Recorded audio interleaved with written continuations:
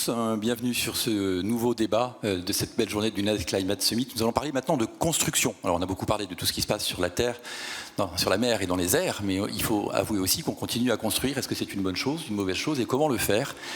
Pour m'accompagner dans ce débat, j'ai le plaisir d'accueillir Laure Mériot. Laure, bonjour, vous êtes architecte associé du cabinet Atelier 234. Oui, tout à fait, bonjour. Nous avons également Lionel Bertrand avec nous, vous êtes le directeur de l'innovation pour la construction durable chez Saint-Gobain. Bonjour. Bonjour. Anthony Boré, premier adjoint au maire de Nice, en charge, entre autres, de la rénovation urbaine. Bonjour. Et enfin, Sven Kallen. Bonjour Sven, vous êtes le fondateur de la Life Terra Foundation. Alors, d'abord un petit constat. En France, entre 20 000 et 30 000 hectares de terres agricoles ou forestières sont artificialisés chaque année, ce qui représente 6 à 9% des sols.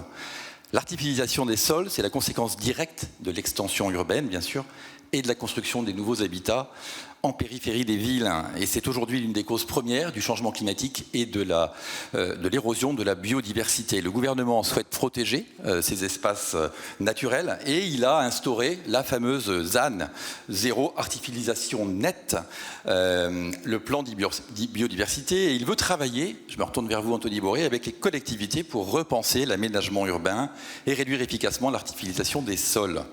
Il y a eu la loi climat et résilience, il y a eu un projet de loi qui est sorti cet été également référent à ce sujet.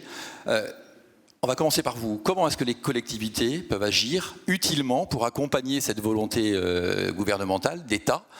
Comment on fait pour continuer à faire vivre des gens dans une société où ils ont besoin, entre autres, de logements et d'équipements, tout en respectant ces obligations légales?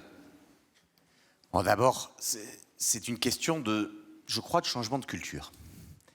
Et c'est vrai que ces dernières années, on dit toujours qu'on n'en fait pas assez, et sans doute est-ce vrai dans un certain nombre de domaines, mais je trouve que ces dernières années, il y a une prise de conscience extrêmement importante, et tous les débats depuis ce matin ont été amenés à l'indiquer. Vous voyez, il y a quelques jours, je lisais ce livre magnifique de Jean-Marc Jancovici qui s'appelle « Le changement climatique expliqué à ma fille ».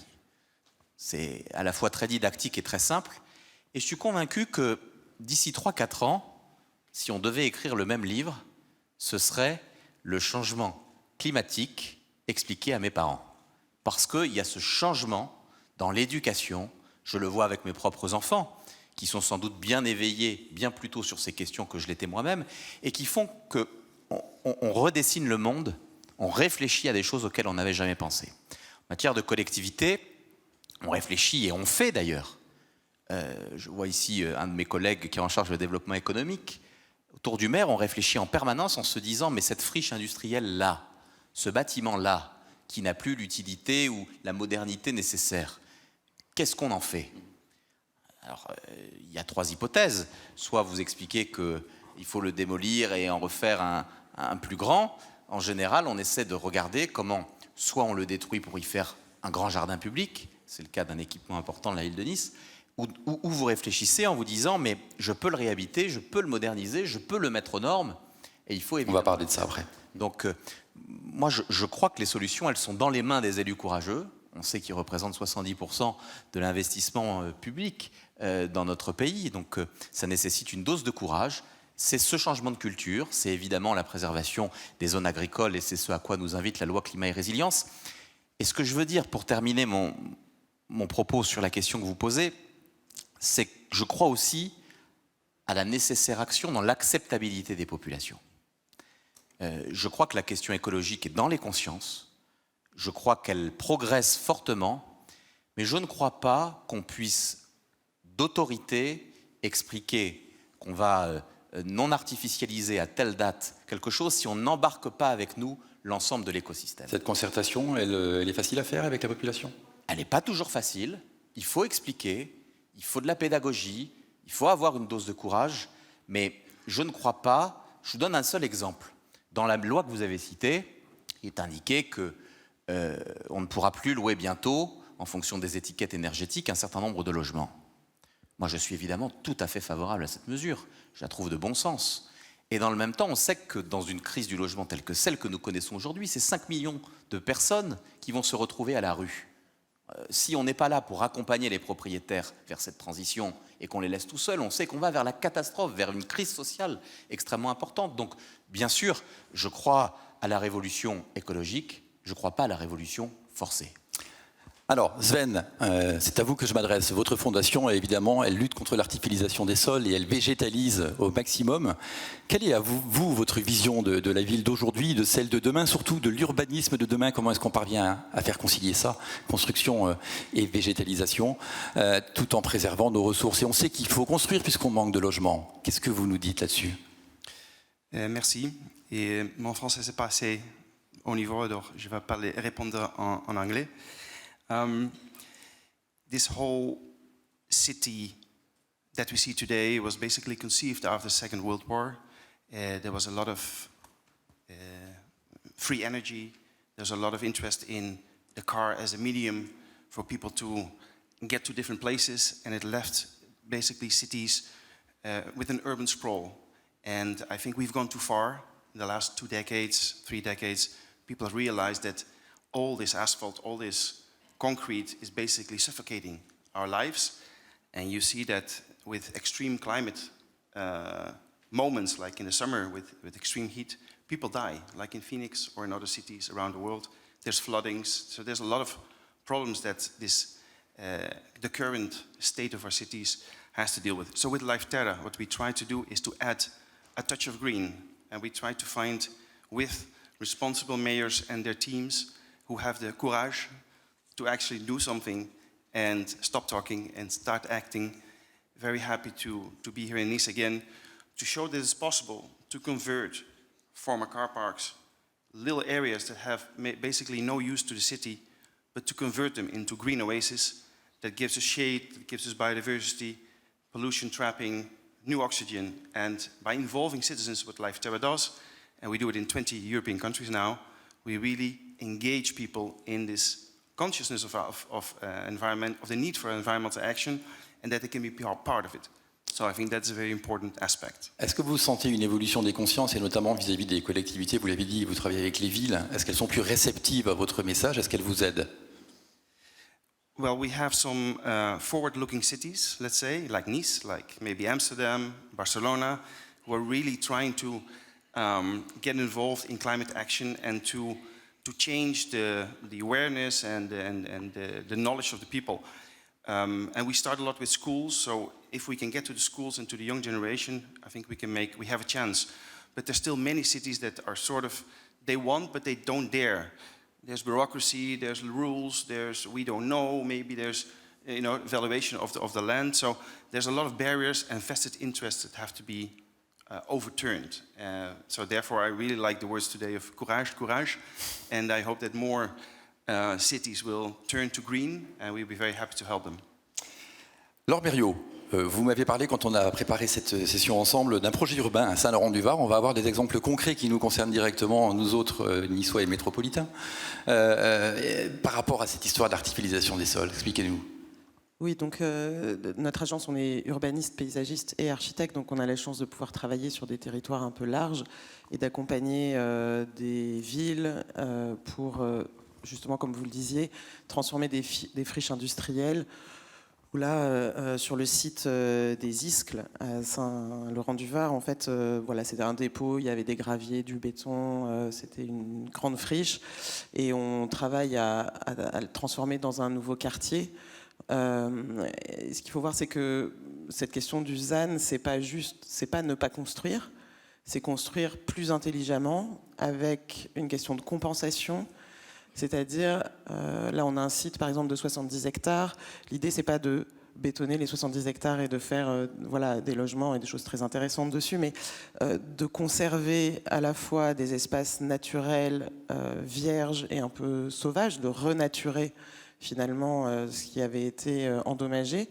Et aussi sur ce site particulier, on travaille à la ville agricole, donc ça rejoint un peu ce que les débats précédents, c'est-à-dire d'introduire l'agriculture aussi sur ce site, et ensuite évidemment de créer des logements, des écoles et des équipements publics avec un respect on va dire d'un équilibre entre ce qui est perméable, ce qui est imperméable, avec un gros travail sur la question de la gestion de l'eau, puisque c'est vraiment le sujet aujourd'hui très fort de ces créations de grands quartiers. Voilà, et c'est passionnant. On travaille avec les villes, l'État, et on pense qu'aujourd'hui, les choses sont vraiment en train de changer. Je dirais juste sur la question un peu du côté coercitif de la ZAN. Nous, de notre expérience, l'incitation est rarement suffisante quand on parle de foncier. Ça touche beaucoup les finances. Et donc, même si j'entends totalement la question des dates butoirs et tout ça qui sont complexes, c'est quand même important parfois de pousser un peu plus que juste dire ce serait génial que vous fassiez bien, de dire c'est un peu obligatoire. Voilà. Et c'est vrai que la France, on est les rois de la réglementation, mais voilà. Il ne faut pas se contenter d'encourager, mais il faut imposer parfois, c'est ça ? Parfois. En tout cas, ça aide au démarrage. Après, les gens prennent l'habitude. C'est une question de culture. On voit que c'est possible et ça devient naturel. Voilà. Alors, on va parler de construction. Vraiment, malgré tout, il faut bien... quels sont les leviers pour continuer, malgré tout, à construire et comment est-ce qu'on peut réutiliser et mieux utiliser et exploiter l'existant ? Lionel Bertrand, je me tourne vers vous. Saint-Gobain s'affiche comme le leader mondial de la construction durable. On veut bien vous croire. Qu'est-ce que vous apportez ? Je sais que votre société est très sensible et œuvre beaucoup sur la rénovation, sur la réhabilitation. De quelle manière vous travaillez là-dessus et avec quelle approche ? Alors tout à fait. Trois choses trois leviers qu'on identifie. Alors je vais revenir d'accord. Premièrement, avant tout de construire, rénovons. Utilisons les immeubles et surélevons les immeubles et utilisons les surfaces de toit qui sont disponibles avant toute chose, avec comme vraie vocation la construction durable, c'est quand même faire mieux avec moins. Je suis directeur de l'innovation construction durable, donc bien sûr, et je vais y revenir, l'innovation pour moi est au centre de ce que l'on pourra faire pour avoir des matériaux plus performants, plus respectueux de l'environnement, que ce soit en termes de CO2, de circularité, de recyclabilité en fin de vie, mais aussi, et je vais venir, de confort des habitants, surtout face aux nouveaux dérèglements climatiques. On parle beaucoup de confort d'hiver et d'isolation, on va plus parler de confort d'été, et de comment accompagner les habitants dans leur maison sans aller dans la course au suréquipement de climatiseurs et de systèmes qui vont rafraîchir les bâtiments. Et les matériaux ont un rôle primordial à jouer à ce niveau-là. Un point qui nous paraît également essentiel, avant de revenir sur l'innovation, la formation. On peut imaginer qu'on va rénover, qu'il faut rénover, on peut imaginer qu'on va avoir des meilleurs matériaux. S'il n'y a pas les personnes pour les mettre en œuvre et pour bien les mettre en œuvre, il va manquer un maillon essentiel de la chaîne de la construction qui est l'homme de l'art, l'artisan. Et c'est pour ça que Saint-Gobain s'engage. Il y a un vrai déficit là-dessus en France ? Il y a un vrai déficit et Saint-Gobain s'engage fortement auprès des CFA en région pour accompagner. On lance 3 types de CFA. Le CFA du toit, comment mieux poser les toitures, avoir des toitures plus performantes. Le CFA qu'on appelle 19 degrés pour tous les plombiers chauffagistes, pour mieux installer, mieux régler, mieux dimensionner les équipements de demain. Mais aussi le CFA des bâtisseurs pour les maçons, les gens qui posent l'isolation, pour qu'ils délivrent des bâtiments plus performants. Ça, c'est quelque chose qui nous paraît essentiel, l'humain quand même au cœur du bâtiment. Pour revenir sur l'innovation, qu'est-ce qu'on entend par construction durable chez Saint-Gobain ? Je vais dire 4 choses. Premièrement, qu'est-ce que l'on fait déjà ? On fait déjà, que ce soit donc pour de l'isolation, des plaques de plâtre ou du verre, maximiser les matières premières recyclées. On fait aujourd'hui des plaques de plâtre avec 50% de matières recyclées, du verre avec 46% de matières recyclées. C'est déjà important et qui sont toujours recyclés à l'infini, c'est-à-dire que ça va pouvoir être réutilisé. Et on travaille pareil sur comment mieux récupérer ces matériaux en fin de vie pour mieux pouvoir les réintégrer. Et de la même façon qu'il va falloir apprendre à construire en mixité de matériaux, il va falloir apprendre à déconstruire en séparant ces matériaux pour d'autant mieux les recycler. Donc on travaille aussi sur toute une chaîne de valeur. Deuxième chose, il faut encore aller plus loin. On a réalisé en 2022 un premier essai pour fabriquer du verre avec 0 impact carbone à sa production. Donc ça veut dire énergie renouvelable et à 100% de verre recyclé. Donc on n'est pas capable de le faire tous les jours, mais on sait qu'on l'a fait une fois, donc on sait que c'est possible. Donc, comment passer à l'échelle ?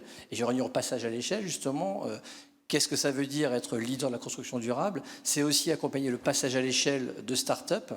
Nous travaillons actuellement avec des start-up au Canada pour l'élément constructif le plus basique, le bloc béton. On peut penser que c'est la fin du béton, mais il il y a quand même beaucoup de béton, même pour les extensions, ce fameux bloc béton. Et ben, nous travaillons avec eux pour avoir le premier pilote en France pour faire du bloc béton non plus avec du ciment, mais en intégrant du CO2 qui est capté et piégé. Il va y avoir un bloc béton qui est plus beau pour le carbone et qui est un séquestrant de carbone. Donc c'est aussi permettre, c'est ce que disait la table ronde précédente, ce passage à l'échelle, c'est notre rôle, quand nous ne savons pas faire, aller chercher des startups qui ont les technologies pour nous accompagner à transformer la construction. Et enfin, dernier point, et j'en terminerai là, c'est pousser jusqu'au bout nos convictions. Et je parle d'un projet qui personnellement me tient beaucoup à cœur. Je parlais du confort d'été. Construction multimatériaux, le bois est un mode de construction qui ne remplacera pas tout, mais qui est important et qui est très vertueux, mais qui, en termes de confort d'été, a quand même beaucoup de progrès à faire. Nous croyons beaucoup et nous développons des solutions à base de terre, donc de terre d'excavation, qui ont l'avantage d'éviter les matières premières, de valoriser un déchet, d'avoir un sourcing local puisque les terres sont sourcées à proximité, et d'apporter ce matériau terre dans les structures en bois afin d'apporter de l'inertie en été et justement par là même éviter le suréquipement, la chaleur, parce que la terre limite l'entrée de chaleur dans la maison, apporte un vrai confort d'été aux habitants, apporte aussi, améliore le confort d'hiver, le froid rentre moins, on est plus confortable dans les maisons, confort phonique. Et ça, quand on se dit qu'on veut le faire, on regarde autour de nous, on ne voit personne le faire à l'échelle dans laquelle Saint-Gobain pense que c'est nécessaire. Et nous prenons la main sur le projet et nous développons un programme qui s'appelle Construire en terre, qui va développer des gammes de produits à base de terre d'excavation. Donc il y a encore beaucoup d'efforts à faire dans le domaine, mais il y a des pistes intéressantes en effet. Alors Mériot, je crois savoir que votre agence, pour votre agence, la transformation, restructuration, réhabilitation compte quasiment pour 50% de vos contrats ou de vos appels d'offres. Est-ce qu'il faut d'abord se préoccuper de l'existant, mieux le penser et reconsidérer cet existant avant de construire du neuf? C'est un peu votre karma, j'ai envie de dire, à 2, 3, 4. C'est totalement notre karma. Aujourd'hui, c'est vrai que c'est 50%, puis ça augmente. Ça fait une quinzaine d'années qu'on restructure des bâtiments. L'intérêt de... En fait, aujourd'hui, il y avait un intérêt à transformer, à rénover des bâtiments sur la question thermique. Parce que c'était l'énergie qui était au centre de nos préoccupations, on va dire, ces 10 dernières années. Aujourd'hui, on a un paradigme qui s'ajoute, c'est-à-dire qu'il y a le carbone. Donc aujourd'hui, on calcule le carbone qu'on dépense pour faire tout, mais pour construire, et c'est un point très important. Et c'est vrai que tout ce qu'on ne construit pas, en fait, on n'utilise pas de carbone. Donc la restructuration et l'extension même de la restructuration permet de transformer des usages, de rendre des bâtiments qui étaient un peu en déshérence ou de les rendre plus intéressants, plus utiles aujourd'hui et permet de faire énormément d'économies carbone, énergétique et de réenchanter un peu les villes, de réinventer les usages. Voilà. C'est-à-dire que ce n'est pas juste un besoin, on va dire, technique. La question de la restructuration, elle est aussi de redonner une envie aux gens d'aller utiliser des bâtiments qu'ils n'utilisaient plus. Et c'est au niveau du bâtiment, mais c'est aussi au niveau des friches industrielles, puisque aujourd'hui, on le sait, il y a énormément d'industries qui sont parties, il y a des entrepôts des choses deviennent plus petites. On a donc beaucoup en centre-ville des zones totales à repenser avec la verdure, à repenser avec la ZAN, mais aussi à totalement restructurer. Alors, il y a un exemple qui m'a beaucoup frappé quand on a discuté au téléphone pour préparer cette réunion. Vous me parliez de l'École supérieure de commerce de Paris, qui était un bâtiment assez emblématique au cœur de la ville.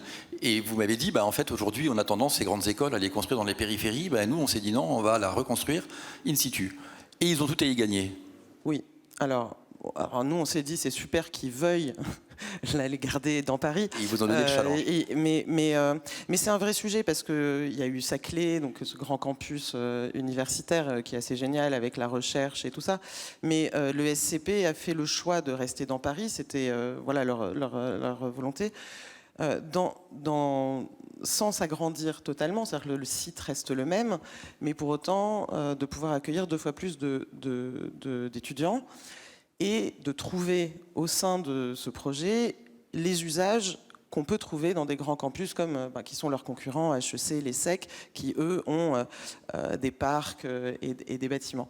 Donc nous, notre travail, et c'est ce qui nous passionne, c'est trouver en fait les pépites qui sont au cœur déjà du bâtiment, pour améliorer les choses. On a un concept qui s'appelle moins égale plus, c'est-à-dire comment par le vide, parfois en enlevant des surfaces, en requalifiant les lieux, on ajoute de la valeur d'usage.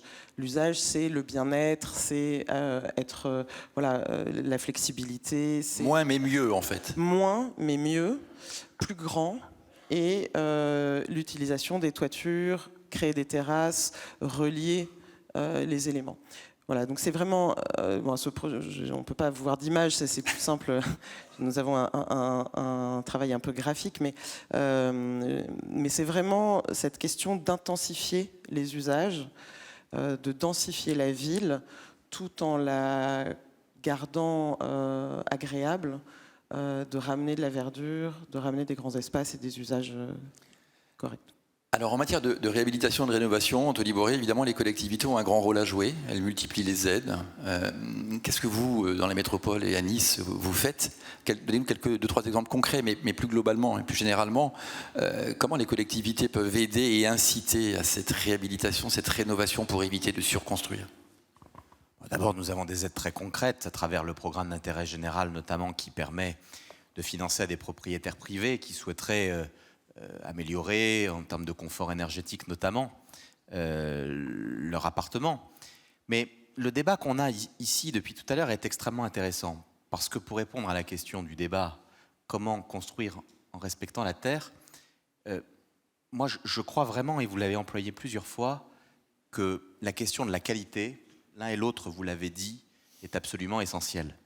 C'est-à-dire que moi je suis aussi le premier adjoint en charge du logement. Je vois bien que en permanence, et c'est normal d'ailleurs, vous disiez tout à l'heure, il faut des dates, il faut des chiffres, il faut des objectifs ambitieux, il faut peut-être parfois un peu forcer la main, mais si on ne s'intéresse qu'à des chiffres, qu'à de la quantité, et qu'on met de côté totalement les questions de qualité, de confort de vie, de santé, d'innovation tout simplement, je suis certain qu'on ne construira plus du tout. Or, moi, je fais partie de ceux qui pensent qu'il ne faut pas opposer la réhabilitation et la construction, il faut faire les deux. Et sur un territoire tendu comme le nôtre, il est évident qu'à un moment donné, on a un problème de foncier. C'est la raison pour laquelle vous avez aussi évoqué ce terme, et j'en suis heureux, vous avez parlé de surélévation.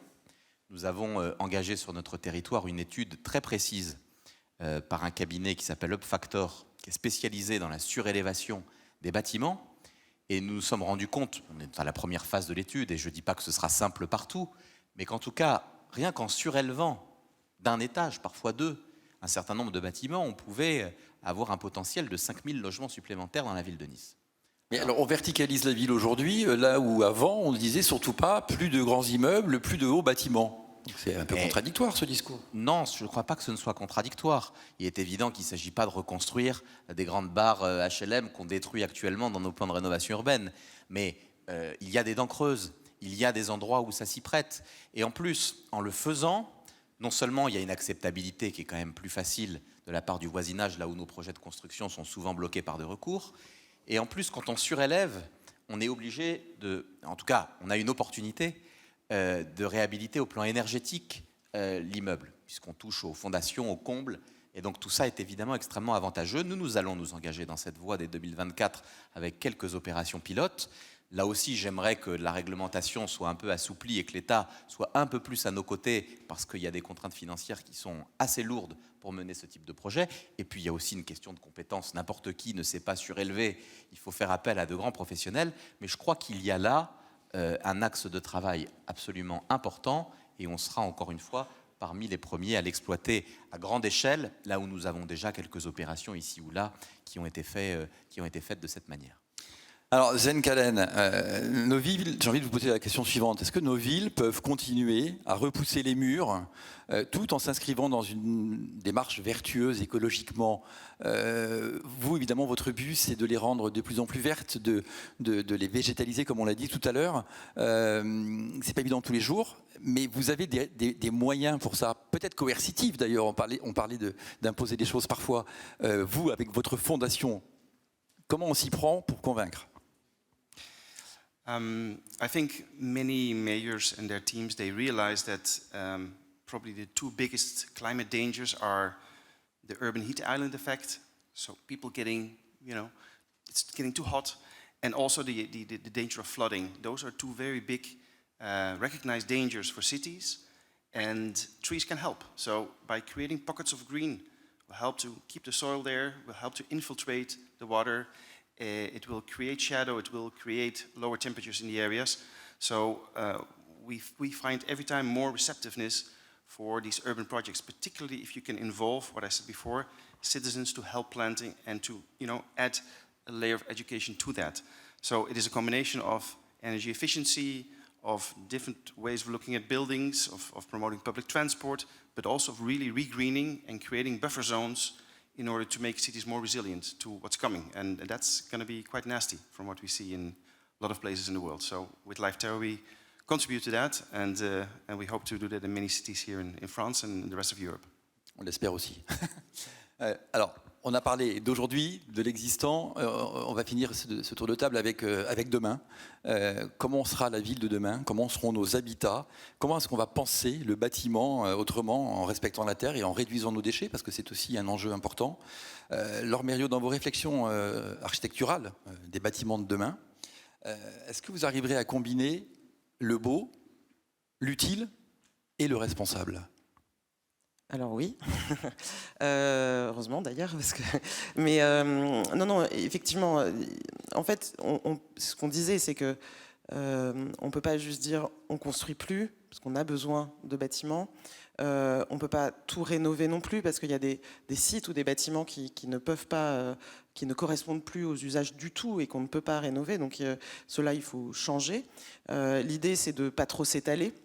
Mais par contre, on a aujourd'hui à l'agence des projets, je pense à 2 projets assez phares, on va dire 3, qui sont le centre aquatique olympique à Saint-Denis, qu'on construit, qui est un espèce de laboratoire génial d'innovation sur la construction biosourcée, avec une structure qui est une première mondiale en bois par sa taille, et voilà, qui permet d'expérimenter les choses. Et en fait, il y a plusieurs façons de bien construire, je dirais. C'est il faut se poser la question de est-ce qu'on a vraiment besoin de tout ce qu'on demande, c'est-à-dire quelle taille doivent avoir les choses, bien considérer les usages pour ne pas construire trop, donc construire un peu compact, et ensuite quels matériaux. Donc évidemment biosourcé, géosourcé, la pierre porteuse refait son grand retour. On construisait plus du tout en pierre. Enfin, je veux dire, moi, j'ai pas appris à construire en pierre, le bois un petit peu, mais la pierre pas du tout. Et aujourd'hui, on fait des projets à l'agence en pierre porteuse en façade. Comment on travaille avec les ressources locales? C'est-à-dire où est-ce qu'on va, quelles entreprises on prend, où est-ce que les choses sont fabriquées. Donc en fait, c'est pas juste une réponse, c'est des systèmes qui nous permettent de donner une vraie valeur ajoutée au bâtiment et de faire attention, c'est se poser des questions, de ne pas appliquer, on va dire, les principes qu'on appliquait avant et d'essayer d'innover, de transformer la façon de construire. Est-ce que vos clients sont sensibles à cette démarche? Alors évidemment, ceux qui vous font confiance le sont, mais est-ce qu'ils ont des demandes particulières quand ils viennent vous voir, ou est-ce que c'est vous qui êtes encore, j'allais dire, obligé de les inciter à aller vers ce type de construction responsable de demain? Alors, on a de plus en plus de clients qui sont demandeurs. Je dirais que, bon, déjà, il y a des réglementations qui obligent, hein, la Euro 2020, donc carbone, tout ça. Donc là, ça pousse aussi à se creuser un peu les méninges. Et ça oblige, puisque c'est lié au permis de construire. Mais après, il y a vraiment une prise de conscience, je dirais, depuis 5 ans, qui est généralisée, qu'elle soit dans les collectivités publiques ou les promoteurs privés, les privés qui nous demandent de construire avec eux des projets. Nous, ce qu'on amène, c'est notre connaissance, nos idées. Et parfois, on essaie de pousser un peu plus loin que, on va dire, la demande classique d'atteinte d'objectifs. Donc, comme les collectivités, ça passe par la concertation, en fait, c'est ça? C'est la concertation. Je pense que, de toute façon, les collectivités, elles répondent aussi aux demandes des habitants qui sont là. Et c'est vrai que la question de renaturer la ville, de ramener du vert, d'avoir des espaces extérieurs, du confort d'été, voilà, ces choses-là, les gens, aujourd'hui, se posent la question. C'est-à-dire que quand on regarde un bâtiment aujourd'hui, les gens disent « mais en quoi c'est construit ?» Donc avant, pas du tout. On disait il est beau, il est moche. Oh, il est trop grand, il est trop... Voilà. Mais on ne se disait pas, oh là là, il n'est pas bien pour la planète. Aujourd'hui, c'est vraiment une prise de conscience, je pense, générale sur ces sujets-là. Alors Lionel Bertrand, avec Saint-Gobain, vous êtes un peu au début de la chaîne en fait, puisque vous êtes fournisseur notamment de matériaux et vous nous l'avez expliqué très bien tout à l'heure. Vous travaillez énormément là-dessus, il y a beaucoup de gisements d'idées et de potentialités. Est-ce qu'on peut aller encore plus loin demain? Est-ce que vous êtes déjà sur des dossiers qui nous feront rêver pour avoir un habitat durable? Vous me permettez juste de rebondir allez-y. pour prolonger le raisonnement. Il y a certes la RE 2020, mais c'est vrai qu'il y a une prise de conscience des collectivités, les différentes EPA en France. On peut parler de Nice et Covalet, je pense. Il y a aussi, pas très loin d'ici, Euromède à Marseille, qui vont déjà plus loin en général que les gens de la RE 2020 avec leur propre label et qui ont des exigences qui forcent les futures constructions à aller bien plus loin en termes d'intégration de géosourcés qui n'est pas du tout, enfin de biosourcés ou géosourcés, ce n'est pas dans les RE 2020. Nombre de labels de PA disent nous voulons du biosourcé, nous voulons du géosourcé, accompagnez-nous, et c'est là qu'un industriel comme Saint-Gobain peut dire nous sommes prêts à être avec vous en avance de phase sur l'alimentation pour vous accompagner localement. Je me permettais de prolonger. Pour revenir à votre question, j'avais un peu enjambé ce sujet en parlant de la terre. Je me permets d'y revenir et après je voudrais ouvrir une autre parenthèse sur l'acceptabilité. Assez rapidement parce qu'il nous reste 3 minutes. Alors je vais très rapidement. La terre, donc à la Colle-sur-Loup, pas très loin d'ici, accélérer, c'est ça, c'est faire des démonstrateurs, démontrer avec des artisans locaux que c'est faisable, aller voir les organismes certificateurs, parce que dans tout le bâtiment, à la fin, on peut innover, mais il y a le CSTB qui est au bout du chemin et qui dit vous pouvez pas, donc c'est un vrai travail pour aller justement porter les projets, trouver des partenaires locaux et en fait nous en tant qu'industriels être au cœur de cet écosystème, aménageurs, promoteurs, majors du bâtiment et artisans pour aller dire voilà, nous sommes capables tous ensemble de faire des démonstrateurs pour démontrer au CSTB que c'est possible et ensuite pour pouvoir industrialiser au bon sens du terme des modes de construction vertueux. Je reviens sur l'acceptabilité, un autre point un peu comme la formation des artisans, chose dont nous sommes convaincus chez Saint-Gobain que ça va être essentiel. Nous voulons reconstruire les centres-villes en faisant des extensions et en surélevant les bâtiments. Un point qui va être, à notre sens, très important, c'est la logistique des chantiers.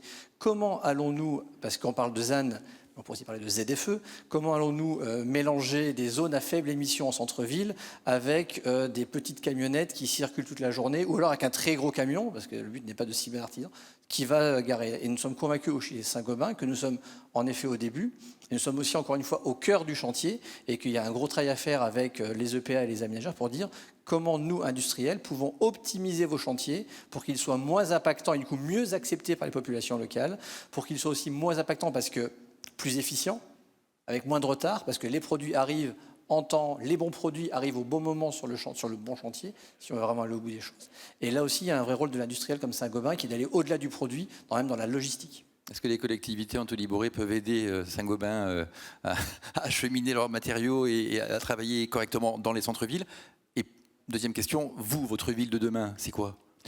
Je crois d'abord qu'on est déjà engagé dans ce type de démarche. Je rappelle que pour la ligne 2 de tramway qui a été livrée il y a 3 ans, on évacuait l'ensemble des déblais par une barge parce que nous avions constaté que c'était évidemment plus écologique que par des grands camions. Nous avons en ce moment le chantier de l'hôtel des Polices qui aussi, de ce point de vue, est absolument remarquable, et je crois qu'il y a un vrai engagement désormais de toutes les collectivités sur des chantiers verts, et que là aussi les progrès sont phénoménaux. Quand on regarde en 10 ans à quel point les chantiers sont gérés différemment, on peut aussi mesurer qu'il nous reste sans doute une part du chemin à faire, mais que beaucoup a été fait. S'agissant de la ville de demain, j'ai employé tout à l'heure 2 mots que je réemploie maintenant en conclusion. Innovation, co-construction.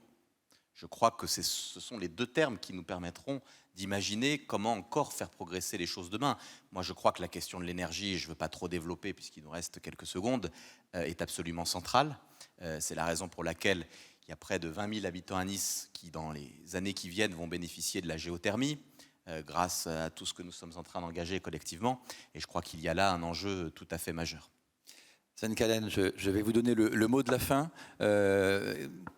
Vous, comment vous voyez la ville de demain? Qu'est-ce que vous avez envie de livrer comme message avec votre fondation pour inciter les bâtisseurs, les collectivités, les fournisseurs à aller toujours un peu plus loin?